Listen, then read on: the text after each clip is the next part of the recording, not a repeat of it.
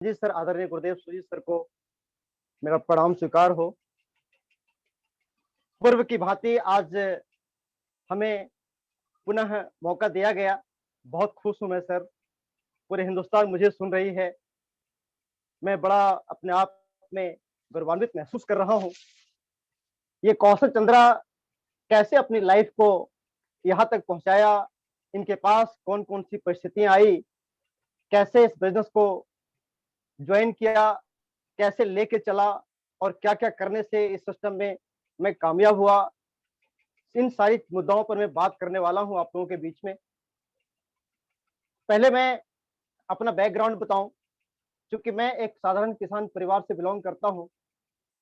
मेरी पढ़ाई-लिखाई गाँव में ही हुई, एक ऐसे स्कूल में जहाँ की जी हाँ, आप सही समझ रहे हैं, सरकारी स्कूल थी वो और वहाँ पर हमने बहुत सारे सपनों को लेकर निकला। निकलने के बाद मेरे अंदर चाहत हुई कि मैं बड़ा काम करूँ, मैं बहुत बड़े मुकाम पर पहुँचूँ, लेकिन ऐसा कोई प्लेटफ़ॉर्म नहीं मिल रहा था। तत्काल पिताजी के संग खेती में मन लगाते गया। यूँ कहा जाए, जब पिताजी के संग चलते थे, तो मुझे लगता था कि मैं सबसे बड़े किसान का बेटा हूँ। मैं अपने लाइफ़ में मुझे इनसे बड़ा कुछ करना चाहिए। तो मैं जब बैलगाड़ी पे पिताजी के संग चलता था, तो एक ही बात सोचता था, हमार बैलगाड़ी सबसे अगाड़ी। सर, विश्वास नहीं करेंगे, मैंने हल भी चलाया है। मैंने अपनी लाइफ़ में न जाने कितने संघर्ष किया है, वो सारी बातें हम करने वाले हैं। सर, इन परिस्थितियों को देखते हुए मैंने एक छोटी-सी आटा चक्की का मिल खोला था और उसी क्रम में मेरे लाइफ़ में जीटीएफएस नाम की कोई कंपनी आई थी, क्योंकि जिस तरह से आटा चक्की घिसता है ना, उसी तरीके से सर मेरा भी दिमाग घिसता था।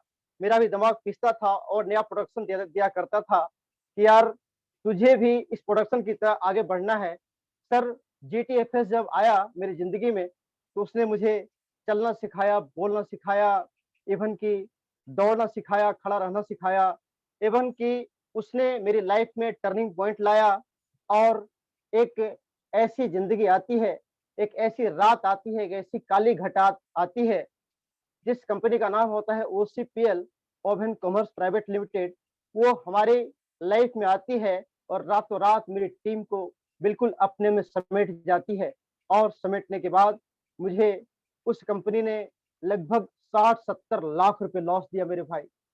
सोचिए, अब चूँकि वो मेरा पैसा नहीं था, वो पार्टी का पैसा था, क्योंकि पार्टी आज के डेट में कोई भी इंश्योरेंस सेक्टर के लोग होते हैं या फिर डिपॉजिट सेक्टर के लोग होते हैं, उसे नहीं जानते वो तो जानते हैं फेस वैल्यू को, वो तो जानते हैं सिर्फ़ आपको, वो एलआईसी के अभिकर्ता को जानते हैं, वो सहारा के अभिकर्ता को जानते हैं या तो वो कोई बैंक के अभिकर्ता को जानते हैं, वो किसी बैंक को, सहारा को और एलआईसी को नहीं जानते भाई। बाज़ार के जितने भी लोग थे वो मुझे जानते थे, क्योंकि मैं कम समय में ज़्यादा कोटा दिया था। ढाई महीने में लगभग 60 60 से ज़्यादा 60 लाख से ज़्यादा मैंने कोटा दिया था। मेरे भाई, यूँ कंपनी आई झनकती हुई, यूँ कंपनी खनकती हुई चली गई, लेकर आई हाथ में सिंदूर, राखी बाँध कर चली गई मेरे भाई। उसने मुझे बहुत तोड़ दिया। यूँ कहिए तो उसने मुझे यूँ कहिए तो ज़िंदगी को बिल्कुल अब काटना मुश्किल पड़ रहा था, क्योंकि पार्टी मुझे जान रहे थे और मैं अपने आप को सोच रहा था क्या करूँ, नहीं करूँ, क्योंकि मैं पिता का इकलौता पुत्र हूँ। मुझे एक बड़ा काम करने की ज़रूरत है, क्योंकि जब तक मैं बड़ा काम नहीं करूँगा, तब तक इतना-इतना पैसा कहाँ से वसूल करा पाऊँगा। मेरे भाई, मैं अपने घर से कोसों दूर जाना चाहता था, कोसों दूर जाकर एक बहुत बड़ा काम करना चाहता था। यूँ कहें तो दिल्ली, बम्बई, गुजरात जाकर के कुछ नया प्रोजेक्ट खड़ा करना चाहता था। जी हाँ, माइंड से ही, लेकिन करता तो करता क्या, हमारे पास कोई ऐसा रास्ता दिखता नहीं था। इसी उधेड़-बुन में खेती का दौर चल रहा था। इसी उधेड़-बुन में खेती के समय में ही 2 शख्स, 2 भगवान, 2 इंसान मेरे दरवाजे पर आते हैं और बोलते हैं नमस्कार। और जैसे बोलते हैं नमस्कार, वैसे मेरे अंदर में चलती है कि फिर फँसाने के लिए आ गया कोई सरकार। सर, इनसे मेरा कोई दरकार नहीं, इनसे मेरा कोई जान नहीं, पहचान नहीं, इन्हें मुझे सम्मान नहीं करना चाहिए। लेकिन कहते हैं ना, हिंदुस्तान में वसुधैव कुटुंबकम, हमारे घर पे कोई आता है तो कोई न कोई भगवान बनकर आता है। इसी अं अंतर आत्मा के साथ मैंने अंतर आवाज़ को सुना और मैंने वो दोनों इंसान को रुकने के लिए बोला। मैंने कहा सीधे आप आ जाइए और उन दोनों से मैंने प्लान लेना शुरू किया। क्या था प्लान? क्या था सिस्टम? उन्होंने एक बात बताई कि आज से माइनस नहीं, बल्कि इस देश की तकदीर और तस्वीर पलटने का काम कर सकती है सिस्टम, जिसमें मुझे उन्होंने 4 घंटे तक एक्सपेरिमेंट करके सारी बात दिखाई। उसमें मुझे दिखा कि वाक़ई में यही एक ऐसा सिस्टम है, जो हमारी ही नहीं, बल्कि हमारे समाज की नहीं, बल्कि हमारे देश की नहीं, बल्कि हमारे दुनिया को एक नया रूप दे सकती है। मेरे भाई, जब से मेरा विज़न क्लियर हुआ, तब से मैं पीछे मुड़कर नहीं देखा, कोई और शख्सियत नहीं, वो जी हाँ, वो दोनों शख्सियत का नाम लेते हुए मुझे गर्व महसूस होता है। कोई और नहीं, he none other than mister Kundan Singh and my great idol Gurudev आदरणीय श्रवण कुमार यादव, दोनों शख्सियत मेरे दरवाजे पर पहुँचे थे। एक बार चाहूँगा मेरे गुरु के लिए तालियाँ बजा देंगे आप लोग, क्योंकि सर वो नहीं होते तो आज मैं आपके बीच ऐसे बात नहीं कर रहा होता। वो नहीं होते तो मैं शायद दुनिया को क्विट कर गया होता। जी हाँ, कई बार मेरे अंदर में ये बात आई थी उस दरमियान में, क्या मुझे क्या करना चाहिए? मैं सर अपने आप में, जी हाँ, अपने आप को खोना चाहता था। सेल्फोस की गोली लेकर के मैं अपने आप को बिल्कुल रखना नहीं चाहता था। सर अंतरात्मा से आवाज़ आई थी, बेटा तू अगर ज़िंदा है तो बड़ा करने के लिए ज़िंदा है। सर वो द इंसान अगर नहीं आए होते मेरे दरवाजे पे, तो शायद मैं सर आज आपके बीच नहीं सुना रहा होता। लेकिन सर ये उन्होंने हमें बिल्कुल क्रिस्टल क्लियर किया कि आपको यहाँ से बहुत बड़ा कुछ करना है, और सर मैं करना शुरू किया।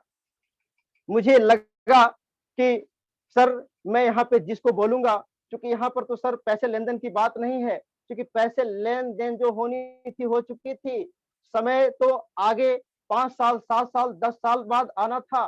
सर इस बीच में मैं जिस-जिस दरवाजे पे जाऊँगा, वो तो मुझे मना नहीं कर सकते, क्योंकि अब तो पैसे माँगने नहीं जाऊँगा, अब तो मैं प्रोडक्ट देने जाऊँगा, और प्रोडक्ट ऐसा-वैसा नहीं, प्रोडक्ट बिल्कुल लाजवाब प्रोडक्ट, स्वास्थ्यप्रद प्रोडक्ट। इसके ऊपर मैं बिल्कुल एक्सपेरिमेंट किया, एक-एक प्रोडक्ट के बारे में मैंने जानकारी लेना शुरू किया ट्रेनिंगों के माध्यम से, यूँ कहिए तो अपलाइन के माध्यम से।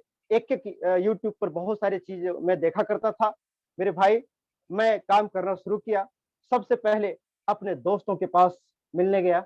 दोस्तों ने कहा, "तेरा दिमाग खराब हो गया? तो यार तू पहले तो ओसीपीएल नाम की कंपनी को जॉइन किया, अब तुम उस पे काम नहीं कर रहे हो। तुम ना जाने किन-किन कामों में लग जाते हो, जो देखते हो वही वो उसे ही तुम अपना लेते हो।"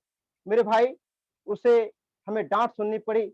मैं पड़ोस के पास गया, पड़ोस ने मना किया, क्योंकि कहते हैं दोस्त, पड़ोस और रिश्तेदार, ये ये तीनों से बच के रहना मेरे यार। क्योंकि जब मैं रिश्तेदार के यहाँ गया, सबसे पहले मैं अपने मामा के यहाँ गया, और मामा मेरे कोई ऐरे-गैरे आदमी नहीं थे।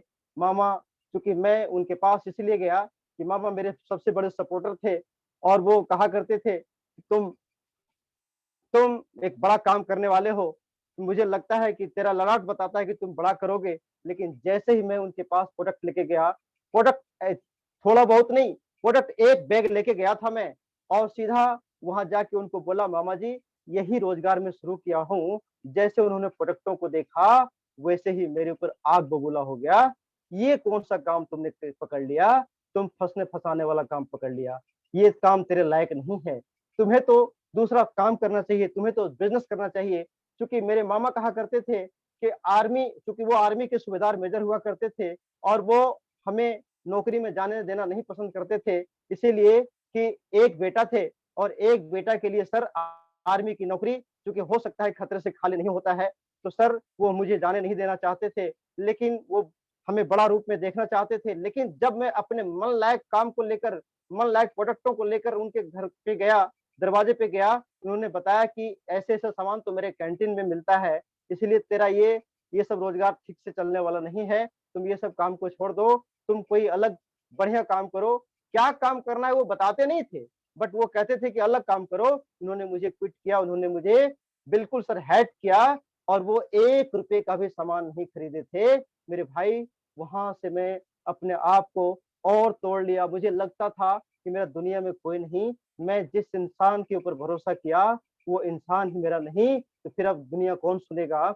मैं अपने अपलाइन के पास फोन किया, सर कोई सुनता नहीं है, कोई दोस्त मानता नहीं है, कोई पड़ोस हमें सुनने को तैयार नहीं है, कोई रिश्तेदार मुझे मानने को तैयार नहीं है, मैं क्या करूं, किसके पास जाऊं, बिल्कुल ब्लाइंड दिखता है।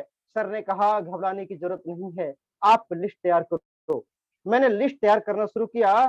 सर हमारे पास आते गए, मैं लिस्ट बनाते गया और सर के साथ चलते गए। आदरणीय सरवण सर जब हमारे साथ चलते थे, रात रात के 9 बजे मीटिंग शुरू करते थे अपने बाइक में, यूं कहे तो लाइट बांध करके जाते थे गांव-गांव में, और वहां पर रात में लगभग 9 बजे शुरू करते थे, 12 बजे 1 बजे रात तक हम प्लान दिखाते थे। हम और श्रवण सर दोनों मिलकर वहां से आते थे। सर कई बार हमारे जब हम चलते थे दूर तक जाते थे, तो हम और श्रवण सर जब उधर से आते थे तो रात में 1 बजे रात में नदी में क्रॉस करते समय, ठंडे के दिनों में मेरे भाई जब गाड़ी बंद हो जाता था नदी में, सोच के देखिए ठेलना पड़ता था। यानी यूं कहा जाए तो रात के 1 बजे 2 बजे वहां से हम लोग आते थे घर पे, और जाके फिर हम अपने आप को सिकाई कर पाते थे। हम और श्रवण सर फिर 2 बजे 3 बजे रात को सो पाते थे। बहुत संघर्ष करने के बाद सर महीनों जब दोनों आदमी प्रयास करते थे तो 1 से 2 जॉइनिंग लगता था कि आहा! बहुत बड़ा काम हो गया। मेरे भाई 1-2 जॉइनिंग में मुझे जो खुशियाँ मिलती थी, आज वो खुशियाँ रोज की कितने जॉइनिंग होते हैं मुझे पता भी नहीं चलता है, लेकिन वो खुशियाँ अभी नहीं मिलती है। मैं और श्रवण सर जब चला करते थे, तो एक ही सपना सजाए थे, सर मेरे घर में जिस दिन ₹5000 महीना आ जाएगा ना, उस दिन सर मेरे खुशियाँ की ठिकाना नहीं रहेगी। दोनों शख्स काम करना शुरू किए। चलते गए, बढ़ते गए। फिर 1.5 साल तक लगातार मैं सिस्टम को जिया। जैसे ही 1.5-2 साल तक मैं सिस्टम को करते रहा, बिल्कुल शिद्दो-शहद के साथ करते रहा, वैसे ही कंपनी के ऊपर काली घटा छा गई। जैसे काली घटा छा गई, वैसे ही मेरे दोस्तों ने, पड़ोस में, रिश्तेदारों ने, मेरे खुद के मेहमान ने कहा, "कहाँ गया तेरा आरसीएम? कहाँ चला गया जय आरसीएम?" सर, मैं मुझे विश्वास था, चूँकि टीसी सर की कई बार मैं प्रोग्राम को सुन चुका था, नेटवर्क मार्केटिंग के बड़े-बड़े दिग्गज का प्रोग्राम मैं तब तक सुन चुका था। मेरे अंदर में यूँ कहिए तो आग सी लगी थी, कहाँ जाएगा वो तो बिल्कुल लौट कर आएगा, किसी भी कीमत पर हम अपने आप को सर अपनी बातों से बिल्कुल अलग नहीं होना चाहते थे, अपने जज़्बातों से अलग नहीं होना चाहते थे, लेकिन लोगों ने मुझे मज़ाक करना नहीं छोड़ा, लोगों ने मुझे मतलब यूँ कहिए तो पीछे से धक्का देना नहीं छोड़ा, और वो धक्का जो देता था, त्यों तो मैं मजबूत हुआ करता था। मैं अपने आप को यूँ कहिए तो इम्प्रूवमेंट में लग जाता था, किसी भी कीमत पर हमारी कंपनी लौट कर आएगी। और जब मैं पहली दफ़ा इस सिस्टम में चूँकि आदरणीय सुजीत कुमार सिंह जो हमें बिल्कुल प्रत्यक्ष और अप्रत्यक्ष रूप में गाइड करते हैं, उनका एक मैसेज आता है कि अ, आपने फलाँ डेट में जयपुर आना है, और मैं सर बिल्कुल इफ़ न बट किया, मैं सीधा जयपुर गया, इसीलिए कि कंपनी चालू होगी। सर 1 दिन में ही मुझे वापस होना पड़ा जयपुर से, लेकिन कंपनी चालू हुई नहीं। इस बीच में कई बार मैसेज के माध्यम से उन्होंने मैसेज करते रहा कि अब कंपनी चालू हो जाएगी, इसमें ये प्रोडक्ट ये इसके बारे में वो परीक्षण हो रहा है, वो परीक्षण में वो पास हो गया, सैंपलिंग हो रहा है। तो ये सारी चीज़ें हम रोज़-रोज़ का जब जैसे ही देखते थे मैसेज में, वैसे हम खुश हो जाते थे, चलो अब तो इम्प्रूवमेंट हो रहा है, अब तो गवर्नमेंट के गाइडलाइन में लगता है आरसीएम आने वाली है। धीरे-धीरे करते नहीं हुआ ऐसा कोई गतिविधि, तो दिल्ली के जंतर-मंतर पे पूरे साथियों ने मिलकर धरना देने का बिल्कुल ठाना, और ये सूचना मेरे तक भी आई, और मैं यहाँ से सीधा दिल्ली के जंतर-मंतर पे गया, और वहाँ पे लगभग 7 दिन का आमरण अनशन करके मैं वापस लौटा। चूँकि वहाँ पर कंपनी के अधिकारियों ने हमें बताया कि सरकार से बात हो चुकी है, अब घबराने की ज़रूरत नहीं है, कंपनी चालू होगी, लीगल वर्क पे हम लोग अब ध्यान देंगे, अब आराम से हम लोग घर जाएँ, और आराम से हम लोग घर पे जाके बिज़नेस को शुरू करें। लेकिन वो सिर्फ़ एक टॉफ़ी था। सर कंपनी बिल्कुल बंद रही, गवर्नमेंट खोला नहीं, बावजूद भी हम लोगों ने विजय दिवस को मनाने के लिए सोचा, और विजय दिवस मनाने के लिए ठीक 6-7 महीना बाद 7 मई शायद वो दिन हमारे ज़हन में बैठा हुआ है। 7 मई 2012 को बिल्कुल हम लोग उद्योग मैदान जयपुर में जाकर बैठा और बैठने के बाद लगातार वहाँ पे लगा रहा, डटा रहा, क्योंकि सर वहाँ पे हमें जीत हासिल करनी थी, किसी भी कीमत पर हमें आरसीएम बिज़नेस को वापस लानी थी। सर कहते हैं ना कि हम हैं आरसीएम के मतवाले, नीति न्याय पर चलने वाले, हे भारत की तकदीर को बदलने वाले। आदरणीय टीसी छाबड़ा जी, आप भले ही जेल में थे, लेकिन हमने कर दिया था अपनी ज़िंदगी तेरे हवाले, तेरे हवाले, तेरे हवाले। सर हम लोग पूरे 2500 लोग वहाँ पर बैठे रहे, लगातार 6 महीना बैठने के बाद जब इसके ऊपर गाइडलाइन जारी हुआ, तो हम लोग मानो खुशियाँ से बिल्कुल ओत-प्रोत हो गए और वहाँ से खुशी-खुशी वापस आए और 1 जनवरी 2013 से पुनः शुरुआत हुई और शुरुआत होकर के जब केवाईसी लेना शुरू किया, जब लोगों के पास जाना शुरू किया, लोगों ने फिर मना करना शुरू किया, अच्छा, अच्छा फिर आरसीएम आ गए, वही जो 2000 करोड़ लेकर के भागी थी, वही जो पूरे हिंदुस्तान को हिला कर रख दी थी, वही चोर कंपनी लेकर आए हैं फिर दोबारा। सर कई लोगों से मेरा पंगा होते गया, होते गया, होते गया। सरवण सर बोलते थे कि सर देखिए आप बिल्कुल अगला से जवाब मत दीजिए, लेकिन मैं मानने वाला कहाँ था सर। आखिर जो मैं आरसीएम का आतंकवादी था, किसी से लड़ जाना मेरी आम बात थी। सर किसी भी कीमत पर हम आरसीएम के बारे में ज़रा-सा भी खरी-खोटी सुनना नहीं चाहते थे। लेकिन सर मैंने अपने आप को फिर सरवण सर की बात के ऊपर ध्यान दे करके मैं अपने आप में कुछ ऐसा ही कुछ परिवर्तन किया कि मैं बर्दाश्त करने की कैपेसिटी लाया और बर्दाश्त करते-करते धीरे-धीरे प्यार से उसे इस सिस्टम के बारे में बताते गया और वो जो गाइडलाइन आई थी उसको दिखाकर मैं अगला से बात करते गया, बात करते गया, बात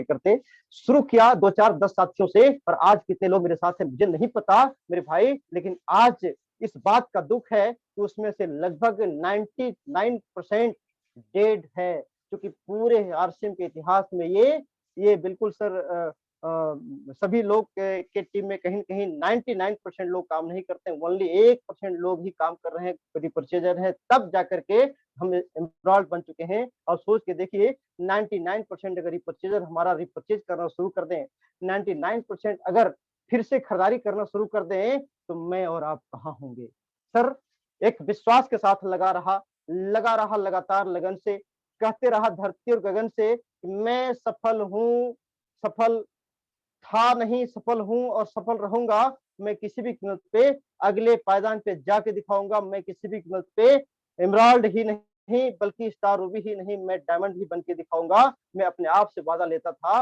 और वादा मुझे जीने नहीं देता था, क्योंकि सर क्योंकि कहते हैं ना जब इंसान का जब आत्मसम्मान जब होता है, इंसान का जब आत्मा मजबूत होता है, तो इंसान जो है बहुत कुछ कर सकता है।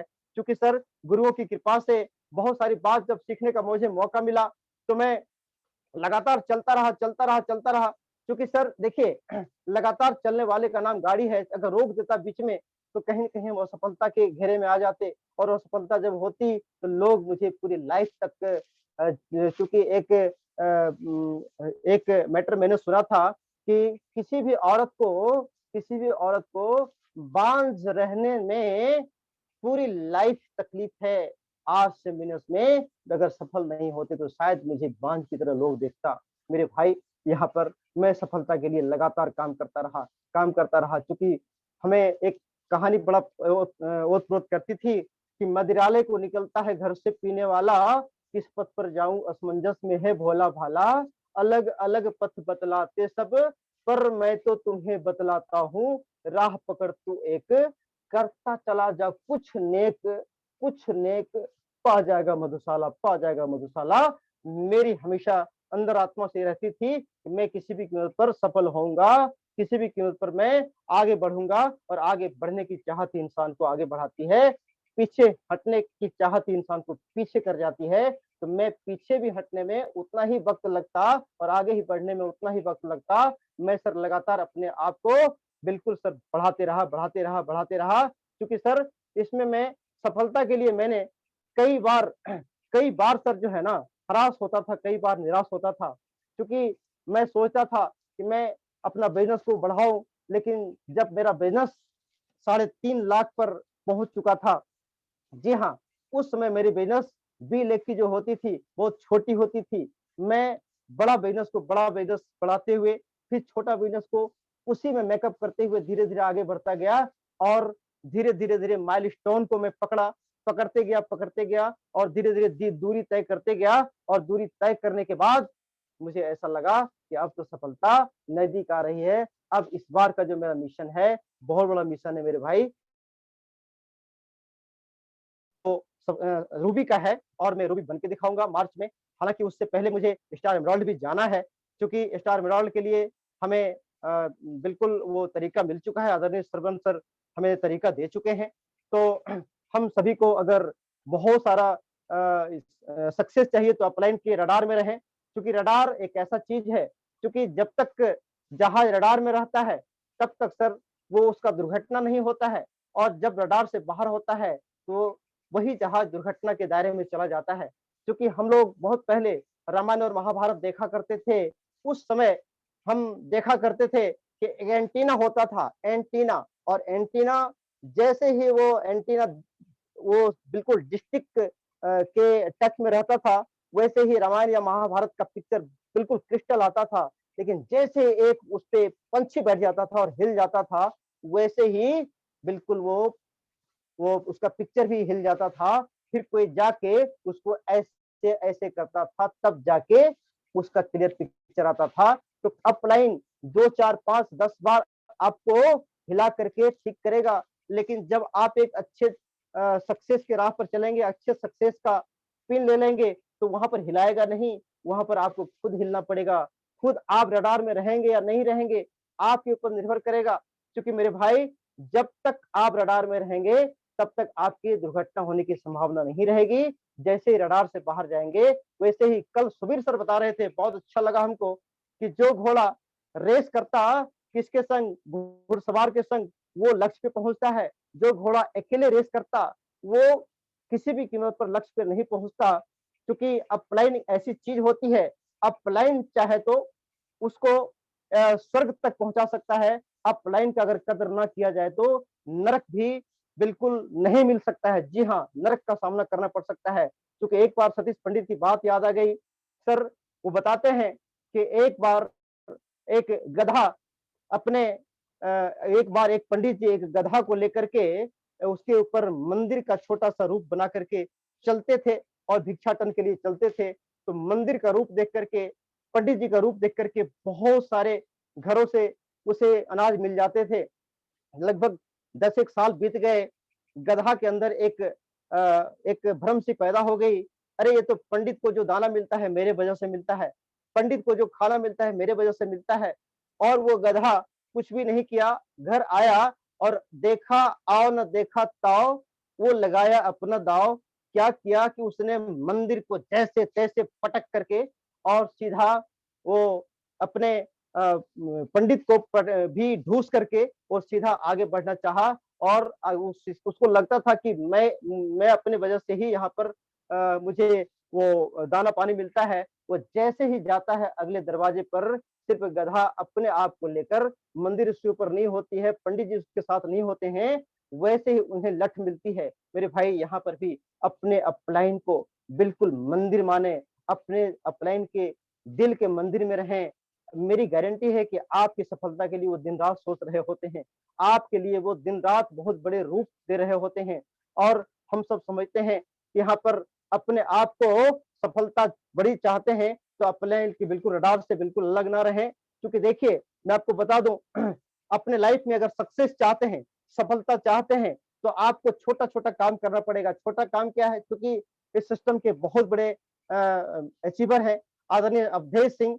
उनका कहना है कि छोटी-छोटी आँखों से बड़े-बड़े सपने देखे जाते हैं और छोटे-छोटे कामों से बड़े-बड़े परिणाम निकाले जा सकते हैं। इसीलिए सर छोटे-छोटे काम करना शुरू करें, क्योंकि इस बिज़नेस में सबसे बड़ी ख़ासियत है कि हमें यहाँ यूज़ करना होता है और अगला को सामान के बारे में बताना होता है और ये कोई काम बहुत बड़ा काम नहीं है।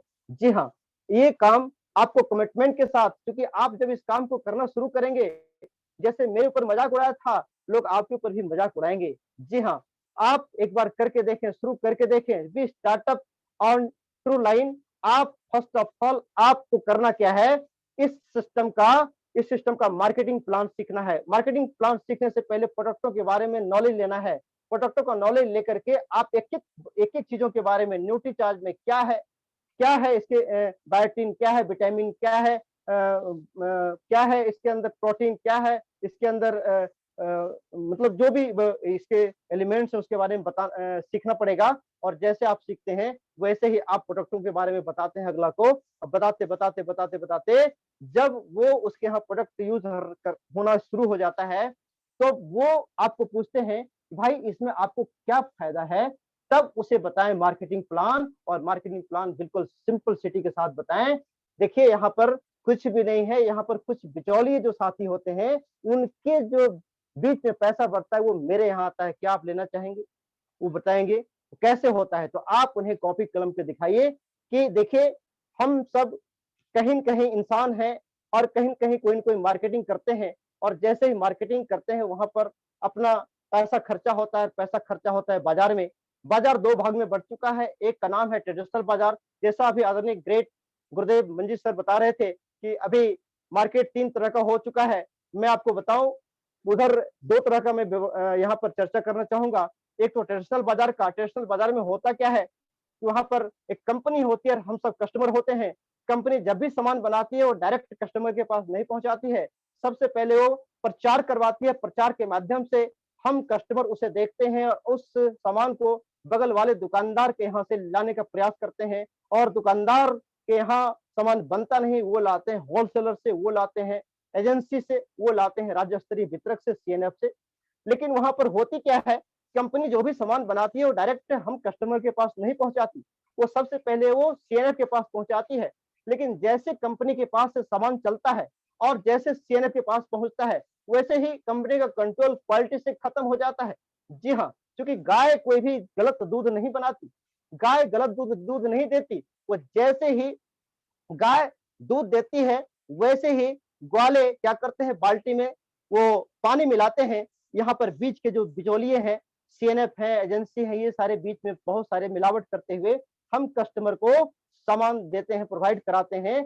हम कौन-सा सामान लाते हैं ये मुझे पता नहीं चलता है, क्योंकि हमारे पास जो सामान आता है, वो सामान लेने के बाद हम पैसा तो दे देते हैं और मेरे पैसे को दुकानदार उलट-कर, पलट-कर देखता है, लेकिन हम जो सामान लेते हैं, वो उलट-कर और पलट-कर देखते नहीं हैं। जाने-अनजाने में हमारे घर में बीच के जो बिचौलियों ने हमारे सेहत को खराब करने के लिए, जी हाँ, वो अपने मुनाफ़ा के लिए कुछ भी वहाँ पर कर सकती है।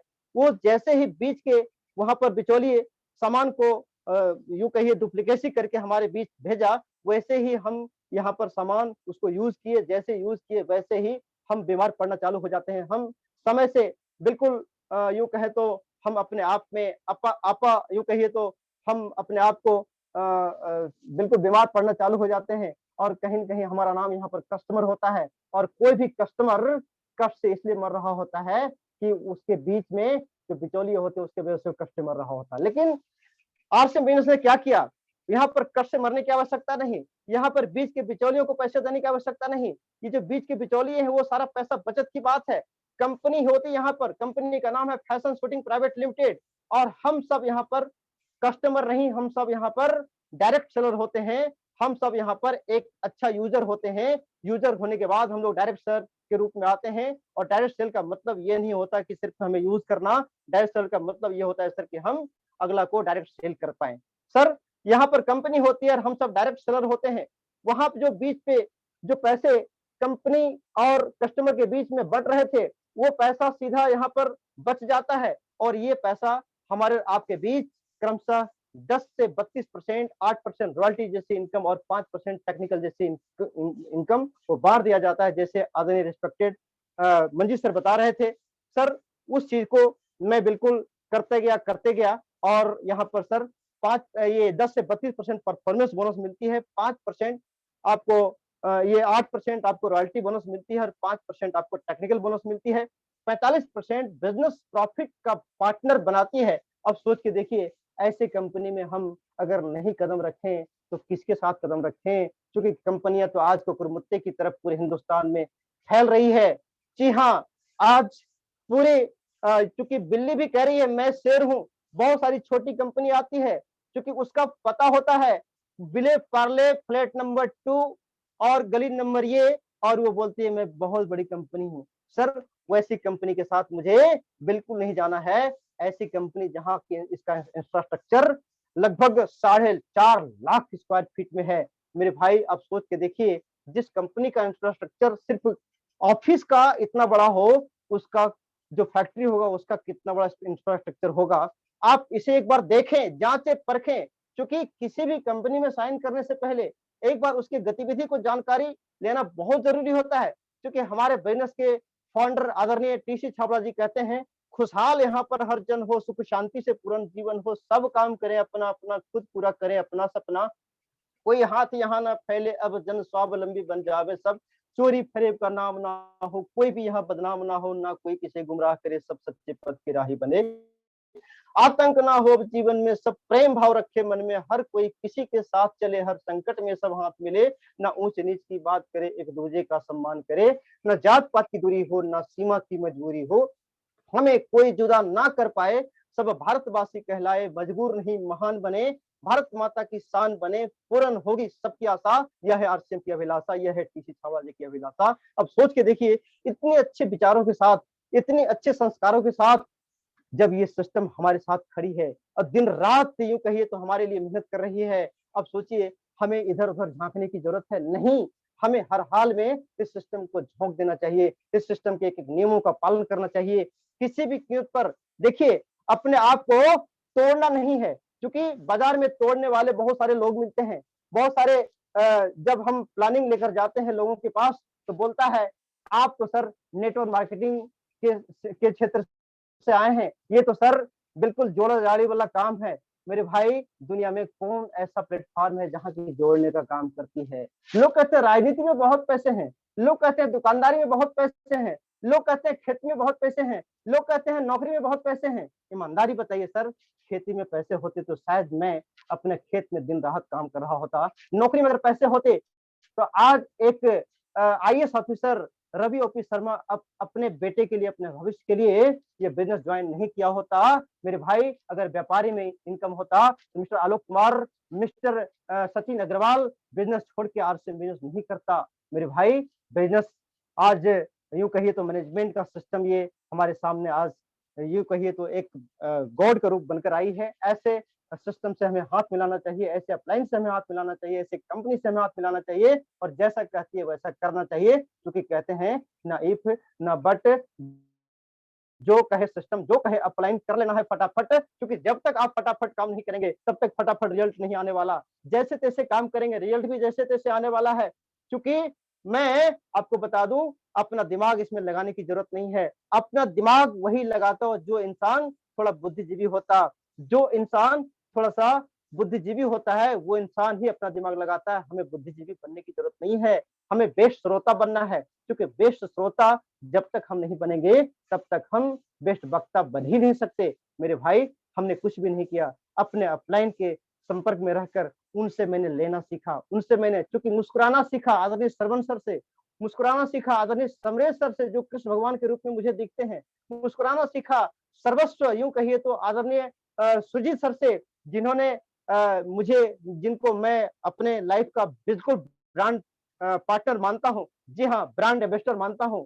सर अनुशासन सीखा आदरणीय मंजीत सर से, क्योंकि उनके अनुशासन में चलकर तो मैं अपने आप को बिल्कुल चेंज कर लिया हूँ सर, और अब तो अनुशासन में रहकर सर मैं पूरे हिंदुस्तान नहीं पूरे वर्ल्ड पर छाऊंगा। मुझे सर अनुशासन क्या नहीं सिखा सकता है, क्योंकि एक बच्चा जब तक अनुशासन में रहता है तब तक वो पढ़ाई जारी रखता है, जैसे अनुशासन से हटता है वो पढ़ाई बिल्कुल नहीं करता है। इसीलिए सर हम लोग अनुशासित रहें, हम लोग अनुशासन में रहें, क्योंकि सर जब भी मौका मिले, जब भी मौका मिले तो सीखने का प्रयास करें, क्योंकि एक सीख कर एक छोटा सा बच्चा साइकिल चलाने में माहिर हो जाता है, सीख कर एक छोटी सी बच्ची रोटी बेलने में माहिर हो जाती है, सीख कर एक इंसान वैज्ञानिक बन जाता है, थॉमस अल्वा एडिसन बन जाता है। वो एक दिन वो ये थॉमस अल्वा एडिसन के साथ साथ बहुत सारे बहुत सारे जो वैज्ञानिक है वो आज बन जाते हैं। तो सर हम सब यहाँ पर भी वैज्ञानिक जैसा इनकम ले सकते हैं, लेखक जैसा इनकम ले सकते हैं, क्योंकि रॉयल्टी 3 लोगों को मिला करता है, लेखक, गायक और आविष्कारक, 3 लोगों को मिला करता है लेखक, गायक और आविष्कारक। शायद हम सब यहाँ पर लेखक हैं, ऐसा कोई ज़रूरी नहीं है। हो सकता है कि कोई साथी यहाँ पर लेखक भी होंगे, लेखनी लिखते होंगे। क्या ज़रूरी है कि आपका लिखा हुआ किताबें बिकेगा? क्या ज़रूरी है कि आपका लिखा हुआ पूरी लाइफ़ लोग पढ़ेंगे? हाँ, जब तक पढ़ेंगे तब तक आपके उसके ऊपर आपको इंसेंटिव बनने वाला है। दूसरा गायक, सर आपको पता है कि जो एक बार गा के चला जाता है धरती से, उसका कैसेट बिकते रहता है, उसका डाउनलोड होते रहता है, उसको भी वो रॉयल्टी मिलती है। तीसरा आविष्कारक, हम सब यहाँ पर नो डाउट आविष्कारक तो बिल्कुल हैं ही नहीं, लेकिन सर हम आर्ट्स एंड बिज़नेस के प्लेटफ़ॉर्म पर आकर के लेखक, गायक और आविष्कारक तीनों का रोल निभाते हैं। जी हाँ, लिखना पड़ता है। कितने पढ़े लिखे हैं उससे मतलब नहीं है, कितने पढ़े लिखे हैं उससे मतलब नहीं है, यहाँ पर ज़ीरो बनना पड़ता है। जो सिस्टम का वो बातें हैं वो लिखना पड़ता है। दूसरा गायक, हम यहाँ पर क्या कर रहे हैं? हम यहाँ पर गा रहे हैं। जी हाँ, ढोलक, झाल, हारमोनिया के साथ नहीं, बल्कि अपना ताल मात्रा अपने आप में निकाल रहे हैं और आप सुन पा रहे हैं मेरे भाई, जो जितना बेहतर ढंग से गाएगा, वो उतना बेहतर ढंग से अपलाइन को भाएगा। सर जो अपलाइन को भा गया, उसका लाइफ पूरे सिस्टम में छा गया। इसीलिए मेरे भाई अपने लाइफ में हमें हमें क्या करना है? एक बेस्ट वक्ता बनना है। आप छाने वाले हैं, गायक बनकर छाने वाले हैं। तीसरा आविष्कारक, आविष्कार हम किस चीज़ का करते हैं? आविष्कार हम कर नहीं सकते क्योंकि हमें ज़रूरतों की चीज़ का आविष्कार तो पहले ही लोग करके चले गए। अब हमें करना क्या है? कमाने वाले लोगों का आविष्कार करना है। जी हाँ, क्योंकि आपने पता है ये सिस्टम 3 सिस्टम से चलता है। ये इसमें आपको करना क्या पड़ता है? बुक पढ़ना पड़ता है, किताबें पढ़नी पड़ती है। दूसरा टेप सुनने पड़ते हैं। टेप किनकी? जो सफल लोग हैं, जैसे सतीश पंडित, जैसे आदरणीय सुरेंद्र जी बस जो रियल डायमंड है इस धरा पर। और वाक़ई में उनका सुनने के बाद 5 और 45 साल में एक-एक लोगों को लगता है कि हमें तो आज ही लग जाना चाहिए और हमें पंचवर्षीय योजना में काम करना चाहिए। तो और तीसरा बीटी, तीसरा एफ फंक्शन। फंक्शन क्या है? फंक्शन रोज होता है। आदरणीय मंजी सर के नेतृत्व में अभी जो रोज फंक्शन हो रहा है, ये फंक्शन ही तो है। इसे आप फंक्शन के रूप में लें, इसे आप इंटरेस्ट करें, इसे आप एन्जॉय करें। उम्मीद करता हूँ सर कि आप रोज की तरह आप हर दिन आप नए लोगों के साथ जुड़ें, एकदम ऐश-मौज के साथ अपनी आप को यहाँ पर प्रेज़ेंट करें। उम्मीद करता हूँ कि आप बिल्कुल एक दिन हमारे पद पर तो ज़रूर आएँगे। और चौथा एक्शन, क्योंकि बीटीएफ से काम नहीं चलने वाला है, यहाँ पर तो आपको एक्शन करना पड़ेगा, क्योंकि एक्शन करने से ही अमिताभ बच्चन सफल हुआ, क्योंकि वो बेशर्म इंसान बना। और यहाँ पर हम सबको अगर कोई अपलाइन कहते हैं कि भाई मार्केटिंग प्लान दिखाओ, 5 का 5 का मंत्र लगाओ, तो हम लोग को शर्म आता है। इसीलिए मेरे भाई हमारे गुरुदेव कहते हैं, जो इंसान बेशर्म होता है वो बेकार होता है। जो इंसान जो इंसान जो सॉरी जो इंसान शर्म करता है वो बेकार होता है। जो इंसान बेशर्म करता है वो अमिताभ बच्चन जैसा सुपरस्टार होता है। और हमें तो आप सभी साथी सुपरस्टार ही नजर आते हैं। इसलिए आपको बेशर्म बनना जरूरी है। इसीलिए मेरे भाई आपको बिल्कुल सफलता मिलेगी। देखिए सफलता तो यूं तो दौड़ रही है, गाय तो दूध दे रही है, आरसी में पैसा बहुत ज्यादा मिल रहा है, लेकिन सर वो मिल रहा है, लेकिन आपको लेना पड़ेगा। क्योंकि गाय दूध दे रही है, आपके सामने दे रही है, लेकिन भाई दे नहीं रही है, बल्कि आपको गाय से दूध निकालना पड़ेगा। कैसे बिजनेस से पैसा निकाला जाता है वो सीखना पड़ेगा। नीचे बाल्टी रख करके वो दूहना पड़ेगा। फील्ड में जाकर के लोगों को बताना पड़ेगा कि भाई आप ऐसे काम करोगे, इतने स्लोप पर जाओगे तो आपको इतना पैसा मिलने वाला है। और आज से मेहनत में शुरुआती में जो काम करना शुरू करते हैं तो पैसा ज्यादा नहीं मिलता, पैसा बहुत छोटा इनकम मिलता है। क्योंकि आप देख लीजिए, आप मार्केट में जाते हैं, आप अगर देखते हैं कि एक छोटा सा आप सुराही लेते हैं, सुराही मेरे ख्याल से 10-20 रुपए की चीज होती है।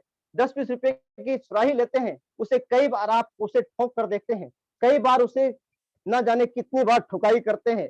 सोचिए 20 रुपए की 50 रुपए की सुराही होती है और उसे कई बार ठोक कर देखते हैं। आपको भी आर्ट्स एंड बिजनेस के अप्लायंस आर्ट्स एंड बिजनेस के सिस्टम ठोकती है।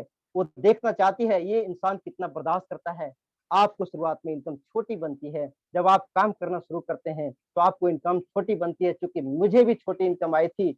मैं जब 10-20 साथियों को बताया था, मेरी इनकम ₹572 आई थी। मेरी ₹572 इनकम आते ही मैं अपने आप में गदगद हो गया। मैंने अपने इनको बताया कि सर मेरी ₹572 इनकम आई है और मैं बड़ी खुश हुआ, इसीलिए कि मेरे खानदान में कभी बैंक में ट्रांसफर नहीं हुआ था पैसा। सर मैं बड़ी खुश हुआ और जैसे ही 572 का चेक दिखा, सर गदगद हो गया। मैं काम करना शुरू किया। अगले महीने मेरा इनकम तो बना ही नहीं, बिल्कुल नहीं, ज़ीरो। तो सर ज़ीरो का मतलब ये नहीं कि ज़ीरो, कुछ पैसा बना, ₹170 के आस-पास बना। फिर धीरे-धीरे मैं अपलाइन के साथ काउंसलिंग करते गया, उनके साथ एनालिसिस करते गया कि मुझे क्या करने से क्या होना है। उन्होंने बताया कि देखिए, इस सिस्टम में आपको सिर्फ़ काम करने से नहीं होगा, इस सिस्टम में आपको विचारों को बदलना पड़ेगा, इस सिस्टम में आपके संस्कारों को बदलना पड़ेगा, इस सिस्टम में आपको न जाने किन-किन चीज़ में बदलाव करनी पड़ेगी। मैं सर विचार में परिवर्तन किया, संस्कार में परिवर्तन किया, आवाज़ में परिवर्तन किया, लोगों से मिलने में परिवर्तन किया। मैं झुकना स्टार्ट किया, क्योंकि झुकती है दुनिया, झुकाने वाला चाहिए। मैं झुकना शुरू किया। मेरे भाई जो मुझे हेट करता था, वो मुझे सताना शुरू किया। धीरे-धीरे उसने भी परचेज़ करना शुरू किया। लिस्ट लंबी करते गए। मेरी इनकम, चूँकि मुझे ₹5000 महीने की चाहत थी कमाने की, मेरी इनकम धीरे-धीरे ₹1047 आई, 1200 कुछ रुपए आई। मैंने माँगा सिस्टम से ₹2000, ₹1700 आई, माँगते गया ₹2500, वो ₹2400 आई। इस तरह से करते मार्च महीने में मैं सर इस सिस्टम का एमराल्ड अचीवर बना और लगभग लाख रुपए की इनकम मेरी ज़िंदगी में आई, जो मेरी ज़िंदगी का बहुत खुशनुमा माहौल बना। सर मैं अपने आप को यहीं पर सर रोकना नहीं चाहता हूँ। मैं इसके ऊपर एक और ज़ीरो लगाना चाहता हूँ। इसके लिए मुझे क्या करने पड़ेंगे मुझे नहीं पता है। मुझे पता है सर कि अपलाइन की मुझे बहुत सारी सुननी पड़ेगी और मैं सुनने के लिए तैयार हूँ। क्योंकि बिना अपलाइन के यूँ कहिए तो संस्कार से हम आगे बढ़ नहीं सकते। उनका संस्कार लेने के लिए हमेशा दिन-रात तैयार रखा हूँ। क्योंकि देखिए अभी अभी जो सिस्टम चल रहा है, कहीं न कहीं सर एक बदलाव का सिस्टम चल रहा है। परिवर्तन ही संसार का नियम है और परिवर्तन के दौर में हम सबको बिल्कुल अपने आप को झोंक देना चाहिए। हमें आपको बिल्कुल नहीं रोकना चाहिए।